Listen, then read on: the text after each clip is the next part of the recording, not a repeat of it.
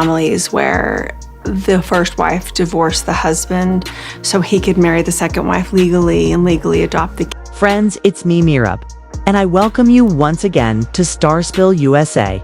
And today, we are stepping into one of the darkest, most twisted, and most shocking storylines ever to come out of the Brown family's world. A scandal so deeply buried beneath TLC's polished editing and Robyn's endless tears that most viewers never stopped to ask where the truth really lay. Because today, we're not just talking about a failed boutique or a silly, overpriced online shop. No, today we are talking about a woman's stolen dream. A tale of betrayal, manipulation, greed, and the way reality television fame can be used as both a mask and a weapon. And in order to fully understand the magnitude of what happened, we must go back to the very roots of the Brown family's sudden celebrity.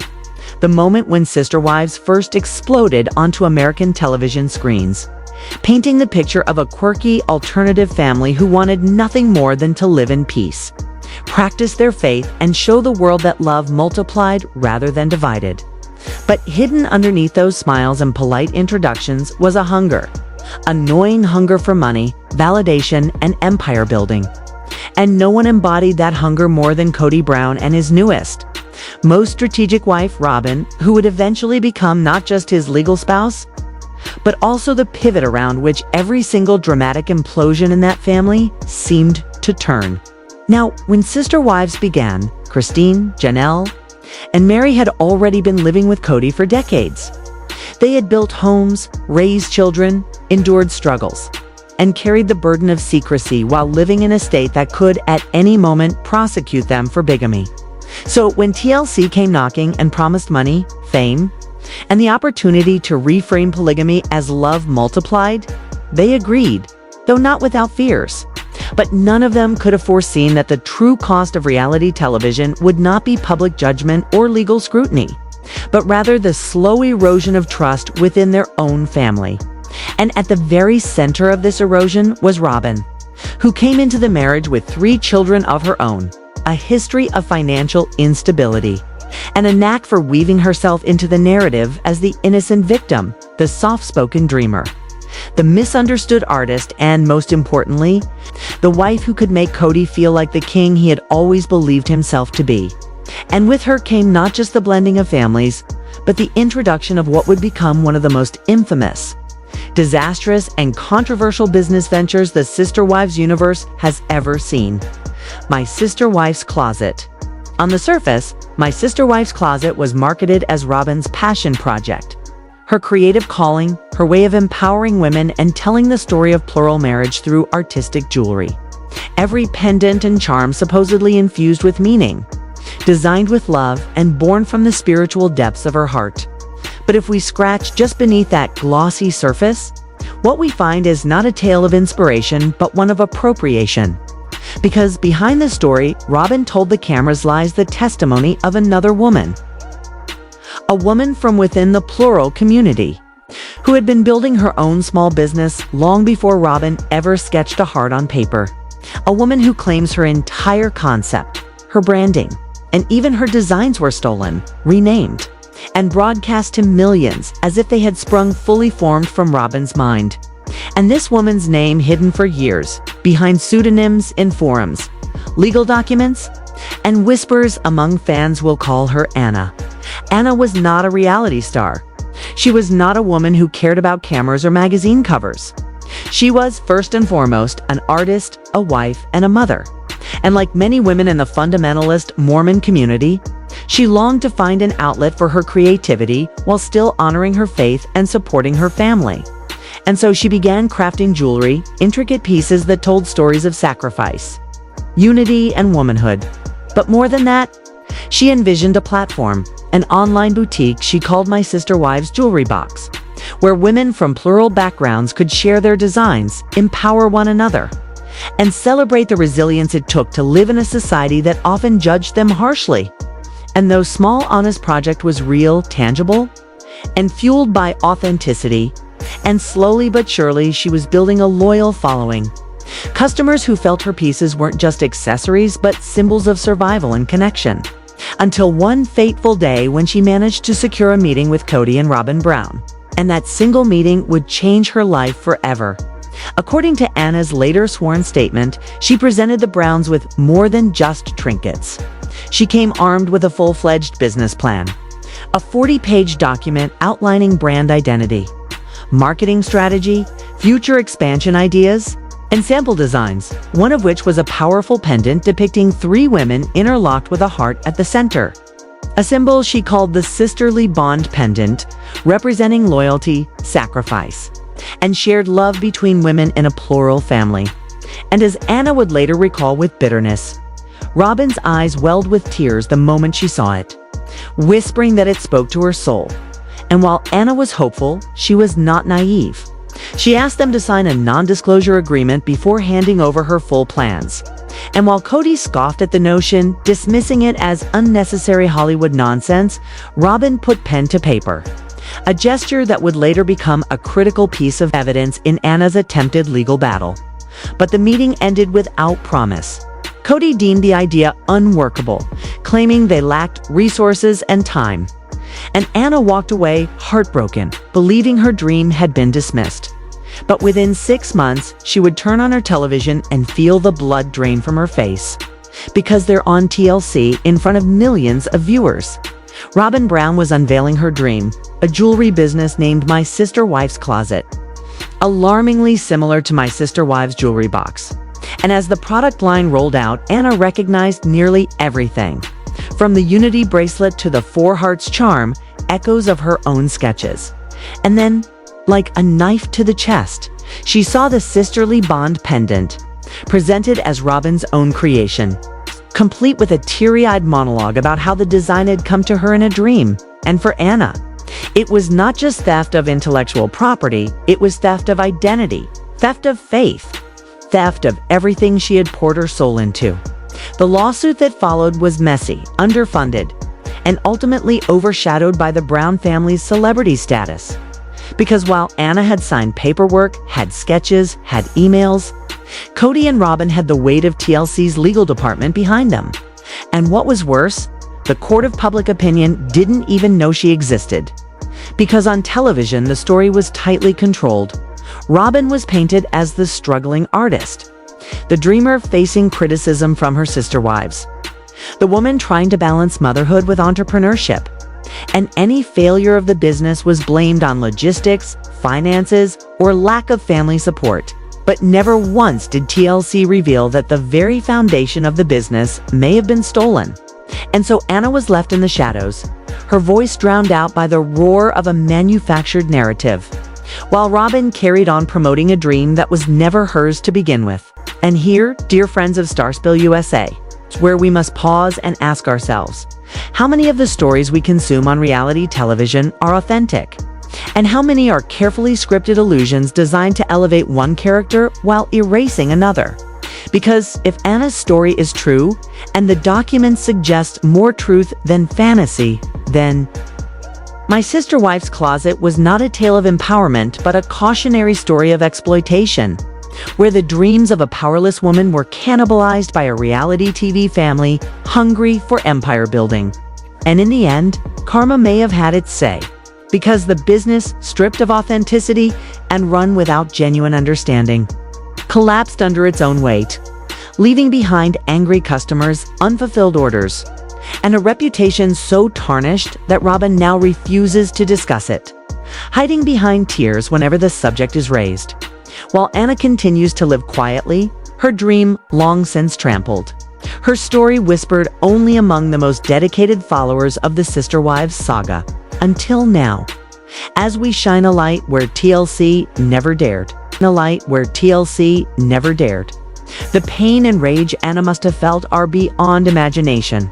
She was a small, independent artist from a quiet, insular community, while they were television stars backed by a global network, a production company, and an army of lawyers. What chance did she realistically have? The power imbalance was staggering. It was David against a Goliath armed not with stones, but with a TLC contract. For months, even years, Anna did nothing. She was intimidated, overwhelmed, and utterly heartbroken. But what no one realized was that on the day of that fateful pitch meeting, she had made one crucial decision. She kept everything. Every sketch, every email, every file. She built a vault of evidence, quietly assembling an arsenal. So when Anna finally gathered the strength to fight back, she didn't come empty-handed. She came armed to the teeth. This lawsuit isn't a case of he said, she said. It is a case constructed on cold, hard, verifiable proof. And now we're going to open the evidence locker. Exhibit A, the pitch deck, the cornerstone of Anna's case. She didn't just hold on to the paper copy of her presentations, she had the original digital files. And any legal analyst will tell you, digital files don't lie. They contain something called metadata, the invisible fingerprint of a file, recording the exact date and time it was created and last modified. Anna's design files for the sisterly bond pendant and her other jewelry were time-stamped March 2011. The Browns announced the launch of My Sister Wife's Closet later that year. Rolling out products in 2012, the timeline is irrefutable. She created the designs long before she ever met them. Her ownership of the original intellectual property is beyond doubt. The similarities are blatant, the number of figures, the way their arms interlock, the positioning of the central heart element. It isn't inspiration, it's duplication. Any jury in the world would spot it in seconds. Exhibit B, the non-disclosure agreement. This is the legal trap Robyn walks straight into. By signing this document, she entered into a binding contract with Anna, agreeing that everything shared in that meeting was confidential and proprietary to Anna, and that she would not use any of it to create a competing business. She broke that contract. It's breach of contract, plain and simple. Kody's refusal to sign is telling too. Legally, it might shield him from direct liability, but in the court of public opinion, it paints him as arrogant and dismissive a man who believed his principles placed him above the law. Ironically, that arrogance may have spared him from one legal blow, but it sealed Robyn's fate in another. Her signature tied her to Anna's work. Her promise not to steal became the very proof that she did. Exhibit C, the smoking gun voicemail. If Exhibit A was about evidence and Exhibit B about legality, Exhibit C is about humanity. It is the emotional core of the case. After seeing her designs broadcast on television, a devastated Anna picked up the phone and dialed the number Robyn had once given her. The call went to voicemail. In a moment of raw anguish, she left a message, never dreaming that one day it would be heard in a court of law. For years, that message sat buried in Robyn's phone records, unacknowledged. But during discovery, Anna's legal team subpoenaed the data, and there it was. For reasons no one can explain, Robyn never deleted it. According to transcripts included in court filings, Anna's voice trembled through sobs as she said, "Robyn, it's Anna from the meeting. I saw the show. I saw the jewelry. That S my design? That's my sisterly bond pendant. You told me you weren't interested, and now you've stolen my business, my life's work, my story. How could you do this to me? To another sister wife? I thought you were different. You stole my dream, Robyn. You stole it."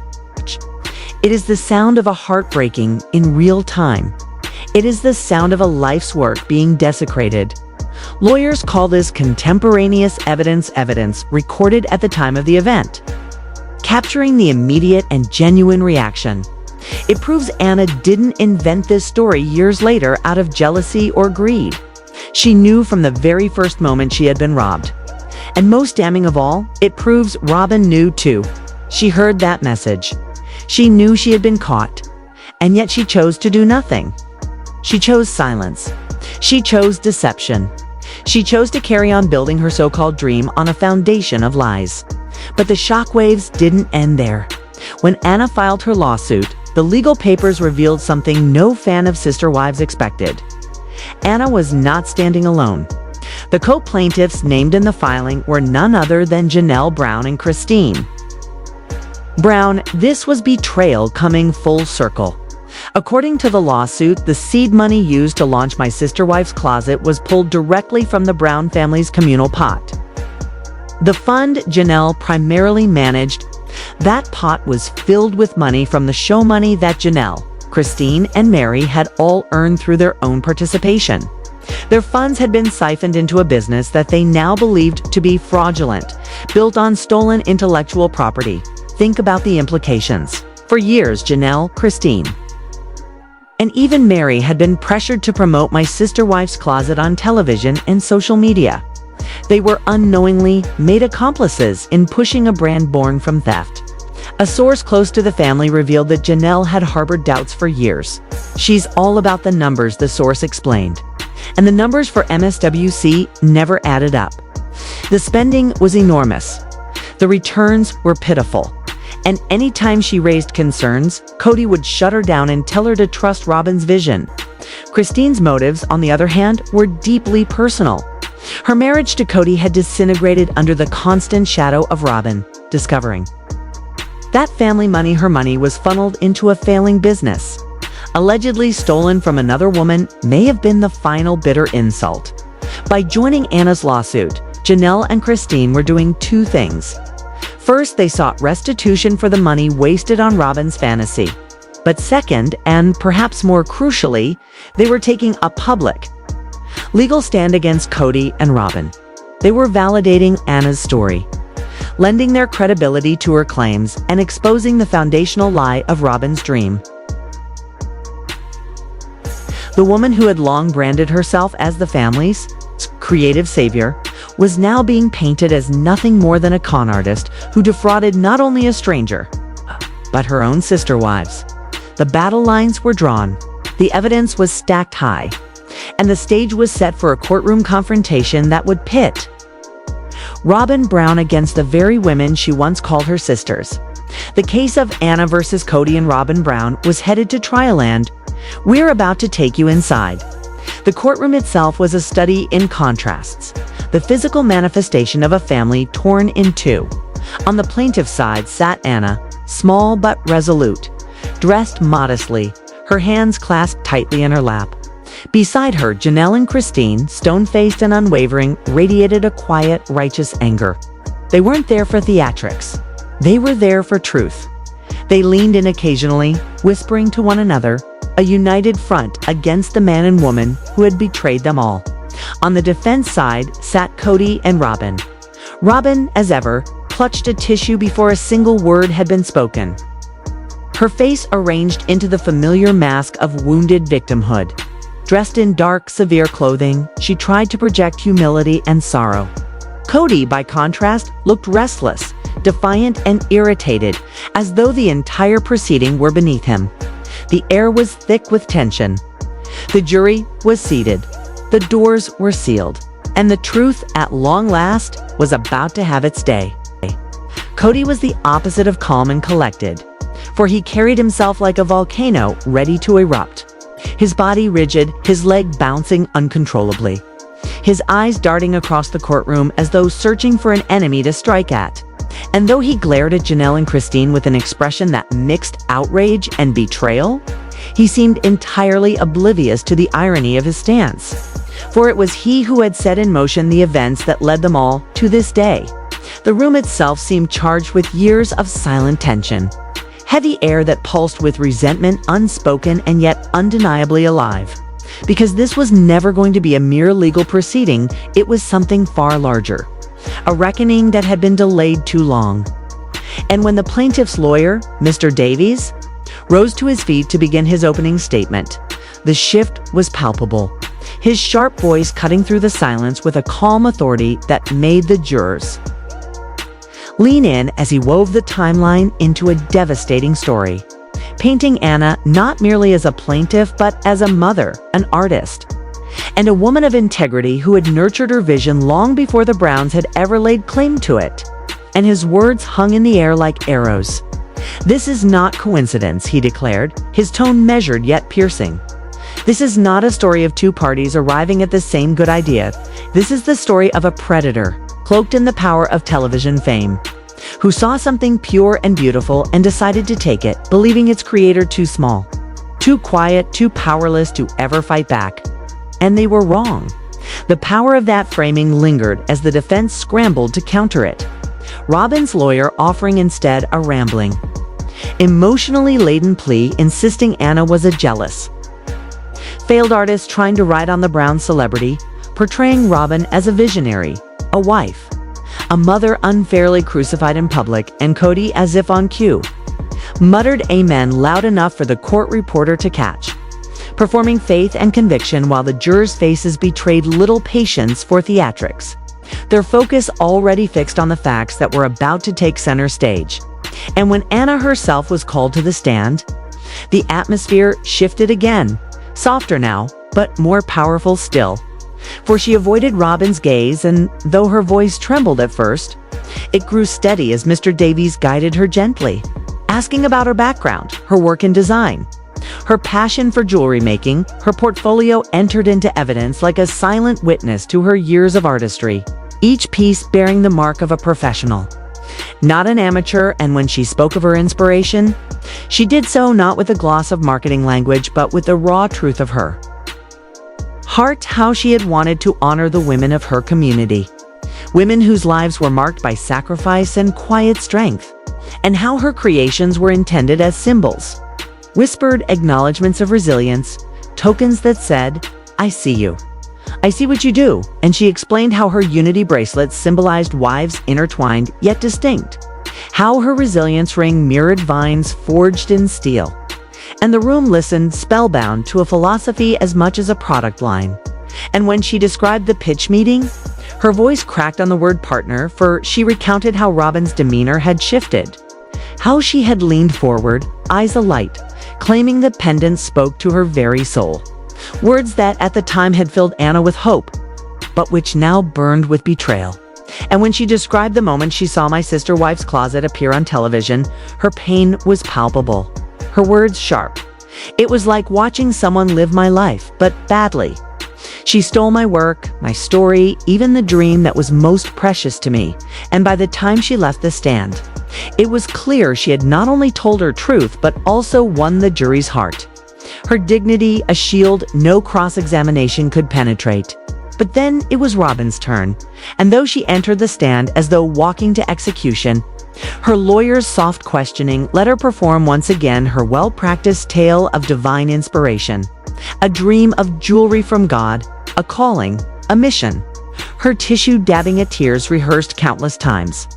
Her story that of late-night sketches at the kitchen table, the humble visionary crafting symbols of love until Mr. Davies rose for cross-examination and the temperature in the room seemed to drop, his calm voice dissecting her narrative, asking if her supposed dream had not in fact occurred on the exact date Anna presented her pitch, placing in front of her the binder of that very pitch, each page heavy with evidence, and then projecting side by side her so-called divine design with Anna's earlier sketch, their similarity damning, his voice cool yet merciless.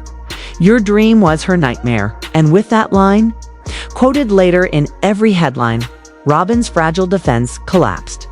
Her tears now no longer convincing, but instead desperate, her hands covering her face as the courtroom bore witness to her unraveling. If Robyn's testimony was a disaster, Kody's was catastrophe. For when he took the stand, he carried himself as if defying the very law, his arrogance bleeding into every word, dismissing Anna's work as amateurish while inadvertently admitting that Robyn had kept her pitch materials, an admission that placed the stolen goods directly into their possession, his bluster about higher laws and persecution only tightening the noose, until his rage sent him storming off, leaving the defense in ruins. And so when the jury returned after barely an hour, their unanimous verdict of guilt on all counts was hardly surprising. But what followed in sentencing became the true spectacle, the judge removing his glasses and addressing Kody and Robyn with withering scorn, calling their actions one of the most brazen and morally bankrupt thefts he had ever presided over, condemning them not just for stealing a business, but for stealing a woman's soul, for weaponizing their fame to crush the vulnerable. And when he turned to Robyn, he dismissed her tears outright. "You are not a victim.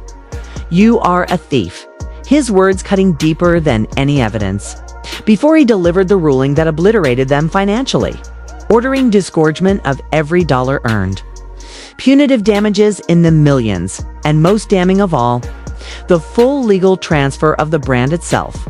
My sister wife's closet back to Anna, restoring to her the dream that had been twisted into a nightmare. And in the aftermath, as Kody shook with impotent rage and Robyn sat catatonic. The sight of Anna leaving with Janelle and Christine, the three women sharing a small but victorious smile, stood as a quiet symbol of a new sisterhood forged in betrayal's fire. For though the financial compensation was life-changing, the true victory was moral.